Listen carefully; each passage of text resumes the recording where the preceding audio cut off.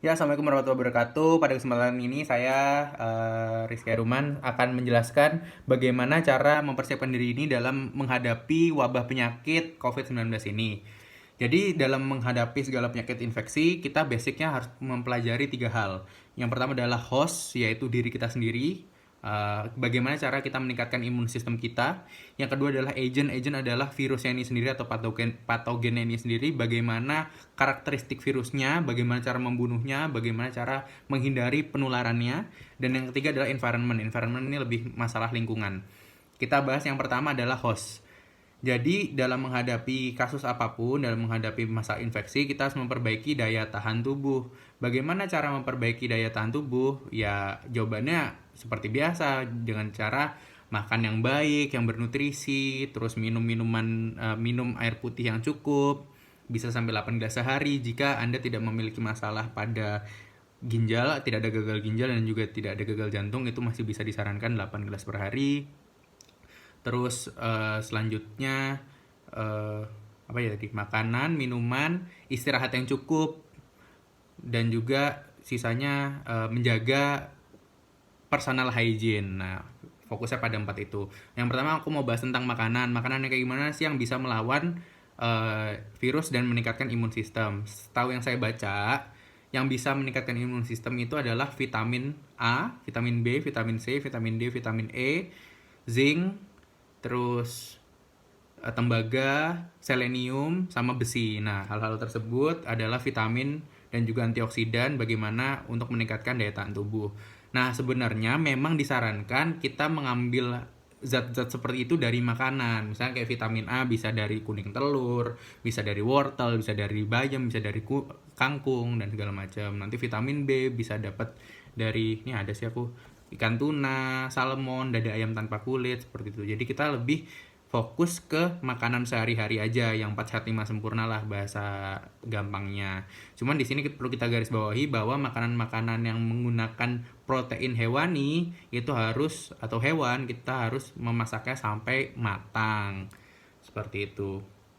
Jadi makannya harus yang bergizi, tidak boleh terlalu banyak, tidak boleh terlalu sedikit, tapi yang cukup. Intinya fokus di vitamin atau di sayur, buah, dan juga protein hewani. Protein boleh hewani, boleh nabati, terserah. Pokoknya protein harus masuk. Itu adalah untuk makanannya. Untuk minumannya tadi udah dijelaskan, bisa sampai 8 gelas sehari kalau nggak ada masalah. Selanjutnya istirahat. Istirahat adalah anjurannya berbeda sesuai dengan kelompok umur. Ini ya, kelompok umur yang semakin muda itu membutuhkan tidur lebih banyak dibanding yang usia tua. Tapi kita tembak aja lah ya, kalau misalnya ngasih tau kayak itu agak susah, 6 sampai 8 jam.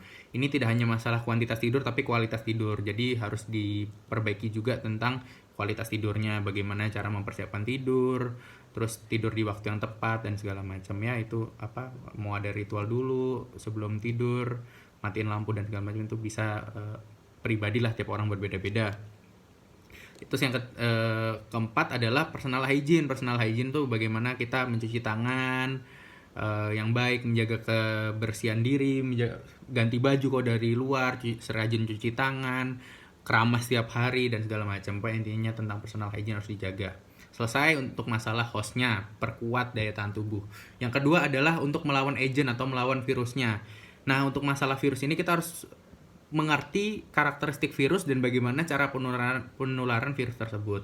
Seperti yang kita tahu bahwa virus ini menular melalui droplet, kontak, dan juga ada kemungkinan bisa airborne. Tapi masih kontroversi yang airborne ini. Airborne ini intinya dia virusnya bisa hidup di udara. Nah, ini perlu diwaspadai juga. Jadi karena kita tahu penularan yang lewat tiga hal tersebut, jadi kita harus mengantisipasi penularan droplet, kontak, dan juga airborne. Bagaimana caranya? Untuk masalah droplet, jika Anda sakit, lebih baik menggunakan masker dengan cara yang baik dan benar. Jika memang dirasa ada permasalahan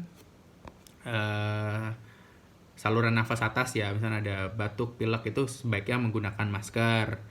Terus kedua, kalau masalah kontak nih, kan kita nggak bisa menjamin tuh virusnya ada di gagang pintu, atau di laptop, atau di kertas, seperti itu. Jadi kita harus rajin cuci tangan dengan 6 langkah cuci tangan. Nanti videonya aku udah pernah upload di YouTubeku, cuman ya pokoknya dia menggunakan cara yang baik dan benar, 6 langkah itu.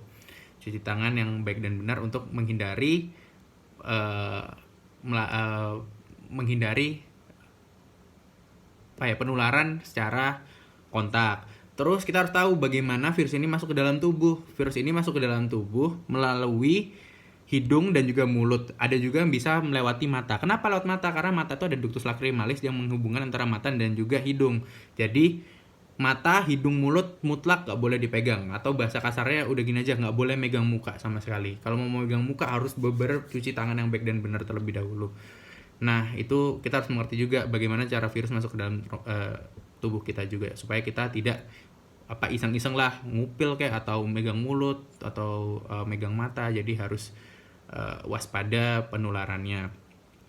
Terus karena ini menular lewat droplet infection, kita juga disarankan untuk menjaga jarak 1-2 meter. Kenapa 1-2 meter? Karena percikan-percikan droplet atau ludah kita itu bisa menyebar sampai 1 meter hingga 2 meter. Kalau kita menggunakan saran dari Kemenkes itu memang 1 meter. Cuman kalau dari CDC itu Amerika itu dia bilang menjaga jarak bisa sampai 6 feet. 6 feet itu sekitar 180 cm atau 1,8 meter.